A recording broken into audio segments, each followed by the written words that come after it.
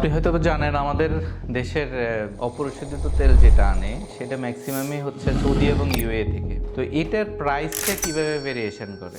Saudi থেকে যেই তেলটা, সৌদির রাস্তানুরার অপশনাল হচ্ছে যে আপনার ওয়েস্ট কোস্ট রেড সি এরিয়াতে, আর রাস্তানুরাটা তো এখন আপনার ইরান যুদ্ধের কারণে হরমুজ স্ট্রেট বন্ধ, যার কারণে রাস্তানুরার থেকে জাহাজ লোড করার কোনো উপায় নাই। এরপরে ইউএই বলেন, ইউএই থেকে তো আপনার সেই হরমুজের সাথে রিলেটেড ফুজারা পোর্ট থেকে সেটাও এখন রিস্কি। যেটা হচ্ছে যে ওয়েস্ট কোস্টটা শুধু অ্যাভেলেবল, কিন্তু ওয়েস্ট কোস্ট থেকে যেতে হলে জাহাজের কোম্পানিগুলোকে এডিশনালি কিছু চার্জ দিতে হয়। যেমন হচ্ছে রাস্তানুরা থেকে বাংলাদেশে আসতে ফর এক্সাম্পল আমি ধরলাম 11 দিন, আর আপনার ওয়েস্ট কোস্ট থেকে যাইলে আরো প্লাস রাস্তানুরা চাইতে ওয়েস্ট কোস্টে প্রায় 2 থেকে 3 দিন বেশি, আর এডিশনালি 2 থেকে 3 দিনের শিপিং ওনারের যেই চার্জ সেগুলা প্লাস এডিশনালি যোগ হলো সিকিউরিটি গার্ডের আর্ম গার্ডের যে ফিজগুলো।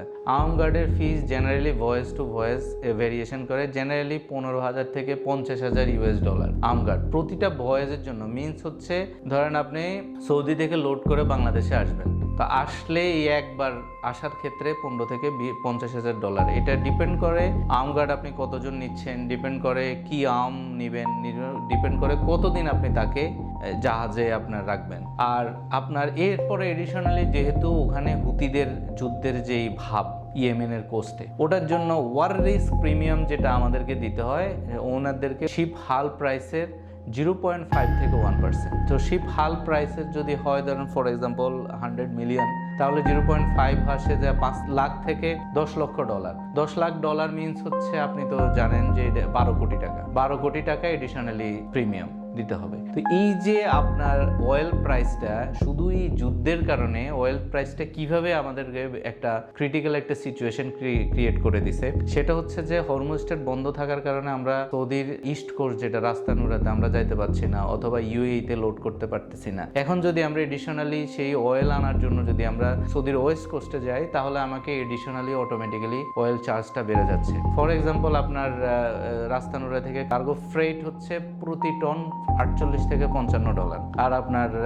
ওখানে ফ্রেট হচ্ছে নিয়ার অ্যাবাউট আপনার 60 to 65 ডলার, যেটা ওয়েস্ট কোস্ট অফ সৌদি। আর আমাদের এই যুদ্ধের আরেকটা প্রভাব হচ্ছে সেটা হচ্ছে যে কাতার থেকে বাংলাদেশ যেটা আপনার বিদ্যুতের জন্য যে গ্যাসটা আনতো, সেই গ্যাসটা হচ্ছে যে আপনার কাতার থেকে আনতো, সেটা সম্পূর্ণরূপে বন্ধ, প্রোডাকশন ইজ টোটালি ক্লোজ। যার কারণে যুদ্ধ যদি আগামী কিছুদিন আরো কিছুদিন চলে তাহলে বাংলাদেশের জ্বালানি খাতে একটা বিপর্যয়ের মুখোমুখি আমাদেরকে হতে হবে। আমাদের লোডশেডিং হবে, আমাদের শিল্প কারখানাগুলোতে প্রবলেমে আমরা ফেস করব। তো আমরা সবাই চাই আসলে যুদ্ধটা বন্ধ হোক। সিকিউরিটি আমরা যেই সিকিউরিটি গার্ডগুলো নিই, সেই সিকিউরিটি গার্ডগুলো হচ্ছে যে আমাদের সিকিউরিটি এজেন্সিগুলো আছে, জেনারেলি আপনার নেভি থেকে নেভি ফোর্সগুলো ওই সিকিউরিটি গার্ড হিসেবে জয়েন করে। এটা শ্রীলঙ্কার নেভি থেকে জয়েন করে, ইন্ডিয়ান নেভি থেকে জয়েন করে, ফ্রান্স থেকে জয়েন করে, ইউকে থেকে জয়েন করে। বাট এই এজেন্সি যেগুলা সিকিউরিটি দিচ্ছে তারা মূললি ইউরোপিয়ান, ইউরোপ এবং আমেরিকা বেসড। মিনস হচ্ছে এই কোম্পানিগুলো টোটালি নিয়ন্ত্রণ করতেছে ইউরোপ আর আমেরিকা এই সিকিউরিটি প্রোটেকশন যেটা দিচ্ছে, আর এটা দিয়ে এই প্রোটেকশনটা আপনি অটোমেটিক্যালি তাদেরকেই দিচ্ছেন, ওটা টাকাগুলো ওদের কাছে যাচ্ছে। এরপর আসেন ইন্স্যুরেন্সের যে প্রিমিয়ামগুলো। জেনারেলি আমাদের শিপিং যতগুলো শিপিং কোম্পানি আছে, ম্যাক্সিমামের এই শিপিং কোম্পানিগুলো, ইন্স্যুরেন্স কোম্পানিগুলো হচ্ছে ইউরোপিয়ান অথবা আমেরিকান। তো ওখানেও এই প্রিমিয়ামগুলো আপনি দিচ্ছেন, টাকাগুলো দিচ্ছেন কাকে?